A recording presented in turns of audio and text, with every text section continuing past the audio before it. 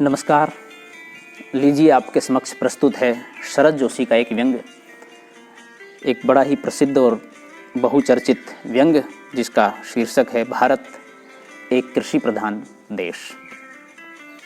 व्यंग्य शुरू करूं उससे पहले आपसे आग्रह है कि जहां पर भी व्यंग्य आपको अच्छा लगे, व्यंग्य की चोट को, मारकता को जहां पर आप महसूस करें वहां पर अपनी प्रतिक्रिया जरूर दें।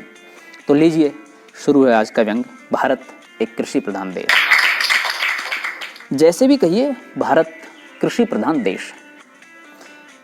ये कृषि प्रधान है, इसी कारण देश है। ऐसा न होता तो ये उद्योग प्रधान या कोई और प्रधान होता तो देश में होकर आज विदेश होता। जी शुक्रिया। होता तो क्या होता, ये अलग मामला है, पर काफ़ी लोग हैं जो ये सोचकर दुखी रहते हैं कि भारत कृषि प्रधान देश। हमारे पुरखों को खेती करने से रोकना हमारे बस की बात नहीं थी, अन्यथा आज ये शर्मिंदगी नहीं उठानी पड़ती। ये शर्मिंदगी कुछ ऐसी है जैसे देश में बर्फ़ न गिर पाने के कारण चमड़े या कोट न पहन पाने वालों को उठानी पड़ती है। वे क्या कर सकते हैं? अगर देश में अधिकांश आबादी खेती पर आश्रित रहे तो वे क्या कर सकते हैं? देश कृषि प्रधान है।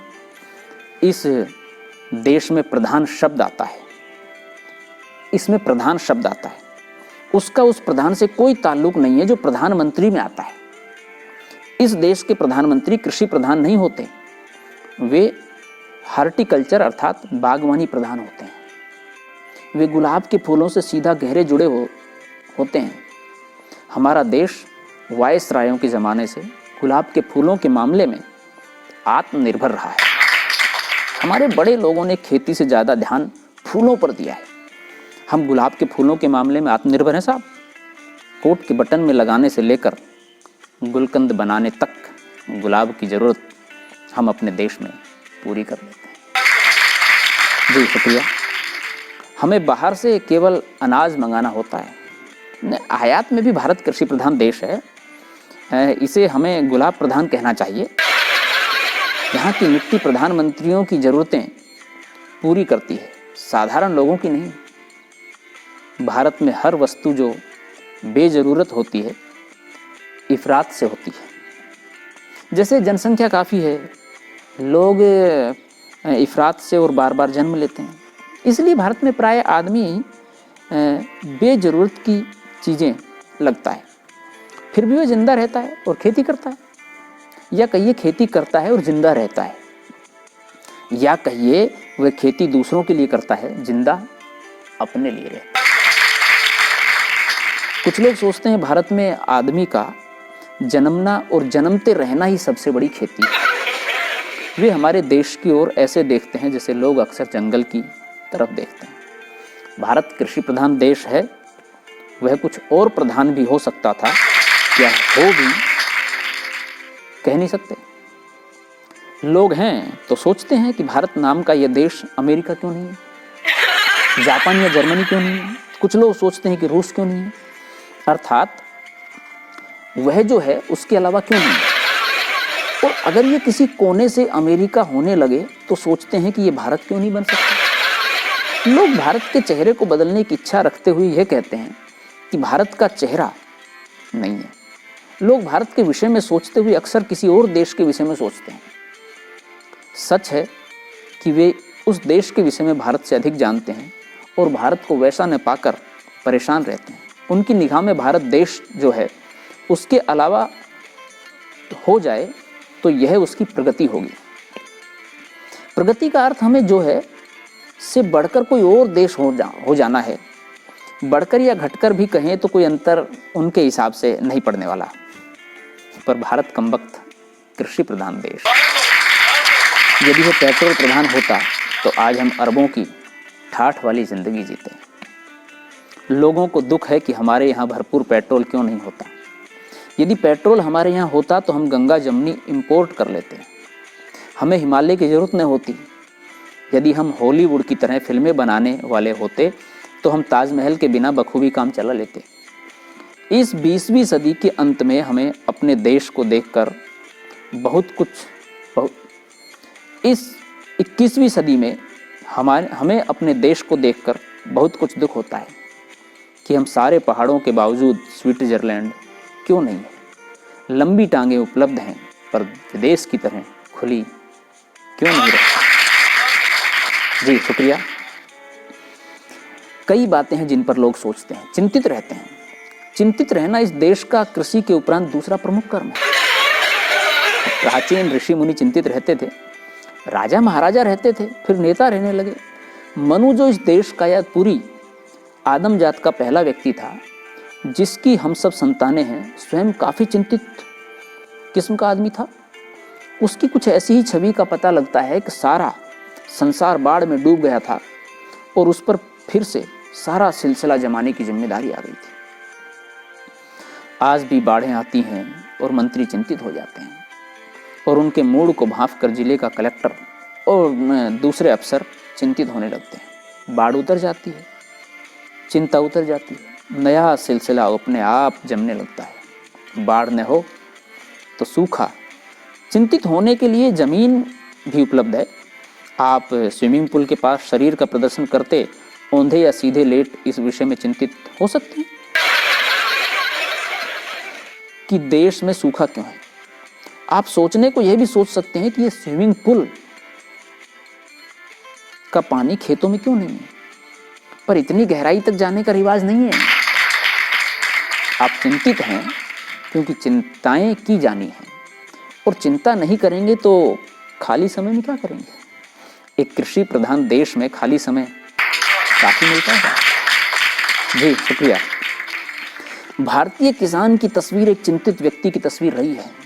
आज भी आज़ादी के इतने वर्षों बाद भी वह प्राय उनकी चिंताओं में व्यस्त रहता है जिनमें उसके बाप दादा रहते थे, और यदि वह उन बुनियादी चिंताओं से मुक्त हो गया तो भी उसके पास अन्य चिंताओं के लिए भरपूर मसाला है, जैसे कि कर्ज लेने के लिए सरकारी संस्थाओं के अफसरों और कर्मचारियों को कितनी रिश्वत देना पर्याप्त होगा, या पंप दुरुस्त करवाने वाले कब आएंगे। जी शुक्रिया। देश में किसान काफ़ी हैं, चाहे उनके पास खेत उतने न हों। जिसके पास खेत नहीं होता वह दूसरे के खेतों में जोतता है। नतीजे में काफ़ी ऐसे किसान हैं जो अपने खेत दूसरे से जुतवाते हैं, अर्थात वे हैं किसान पर उनके खेत दूसरे जोतते हैं, और ऐसे किसान हैं जो खेत जोतते हैं पर बेज़मीन हैं। हिसाब लगाकर अगर देखा जाए, हालांकि इस देश में हिसाब सारे गड़बड़ होते हैं, तो ज़मीन इतनी कम और किसान इतने ज़्यादा हैं कि अगर सारे खेत दुमंजिला हों तो भी सबको जोतते काटते का काम मिलने में कमी नहीं आएगी। जी शुक्रिया।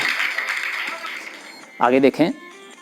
भारत एक लंबी चौड़ी ज़मीन है, उत्तर से दक्षिण और पूर्व से पश्चिम तक फैली हुई, पर यह शिकायत आम है कि हमारे पास पर्याप्त ज़मीन नहीं है। अगर ज़मीन नहीं है तो हमारे पैरों तले क्या है, क्या खिसक गई, जैसा कि मुहावरा है, जिससे मिलिए वही कहेगा साहब ज़मीन नहीं है, ज़मीन मिल नहीं रही है।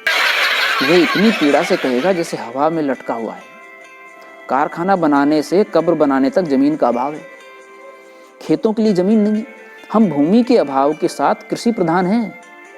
आप इस समस्या पर या इस समस्या की ज़मीन पर ताज्जुब कर सकते हैं कि ज़मीन नहीं है, फिर क्या है। हमारा देश कहाँ खड़ा है, लोग कहाँ बैठे सुस्ता रहे हैं यदि ज़मीन नहीं है। क्या हमारी ज़मीन अंग्रेज अपने साथ ले गए, या वह हमारे बंधु पड़ोसियों ने हड़प ली। गई कहाँ। आपकी कार किश्ती पर चल रही है, आपका ड्राइंग रूम कहाँ है। अगर ज़मीन नहीं है तो क्या ये 5 स्टार होटल पानी में तैर रहे हैं। ऐसा तो नहीं है कि सारी ज़मीन विनोबा ने दान करवा दी और लोग उसे लेकर भाग गए। अजीब स्थिति है। अगर कोई आपसे कहे कि ज़मीन नहीं है तो आप पूछ सकते हैं कि ज़मीन नहीं है तो तुम साले खड़े कहाँ हो। जी शुक्रिया। पर ऐसा कोई एक दूसरे से नहीं पूछता। ये देशव्यापी चिंता का मामला है कि हमारे कृषि प्रधान भारत में भूमि का अभाव है। जी शुक्रिया। आप रेल की खिड़की से देखिए, इसके अलावा इस देश में देखने का कोई तरीका भी नहीं है। आप देखेंगे कि दूर दूर तक ज़मीन फैली है। वो जो क्षितिज है उस तक और उसके आगे तक अपने बाप का राज है। अर्थात ज़मीन ही ज़मीन है, पत्थर हैं, चट्टाने हैं, खड्ड है, पहाड़ हैं, ऊबड़ खाबड़ और अंतहीन है, पर है तो ज़मीन। अगर आप बड़े आदमी और रेल के नज़रिए पर भरोसा नहीं करते तो आप हवाई जहाज़ से यही बात देख सकते हैं। उस भरपूर ज़मीन पर आपको शायद ही कोई आदमी या औरत नजर आए। आपको इस दूसरे अभाव का अफसोस अधिक होगा, पर आश्चर्य की बात है कि आप ज़मीन देख रहे हैं, वह है चरित्रहीन या चरित्रवान, अहिल्या की तरह उपेक्षित, जैसी भी है वह है। जी, आप सोचते हैं कि ज़मीन की तलाश करने वाले यहाँ क्यों नहीं आते हैं? वन महोत्सव के अवसर पर कलेक्टर अपने कलेक्ट्रेट के अहाते में ही वृक्ष प्रति वर्षानुसार क्यों लगाता है? वह यहाँ आकर कुछ जरूरी और कीमती पौधे क्यों नहीं बोता? आम, इमली या अमरूद ही बो सकता है, वह नहीं तो कोई दूसरा व्यक्ति बो सकता है।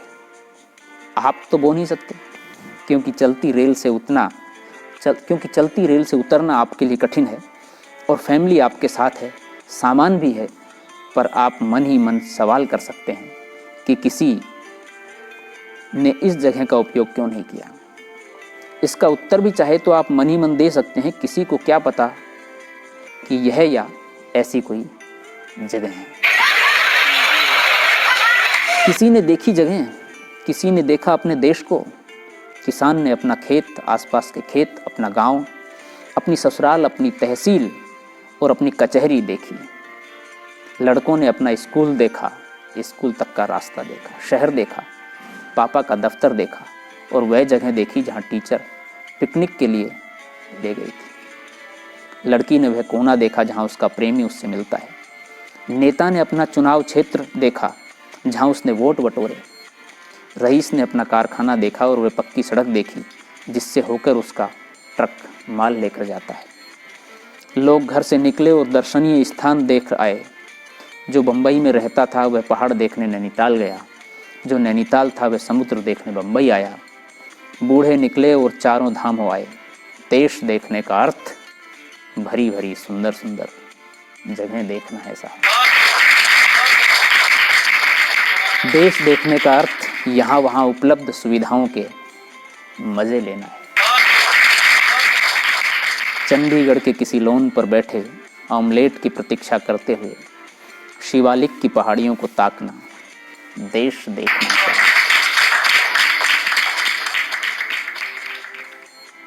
शहर के बड़े बाजारों में घूमते लड़कियां निहारना देश देखना है। नेता और अफसर गए और किसी डाक बंगले में रहकर उन्होंने देश देखा। हमारे देश में देश इसी तरह देखा जाता है साहब। आप देखते भी रहें और देश फिर भी दिखे नहीं।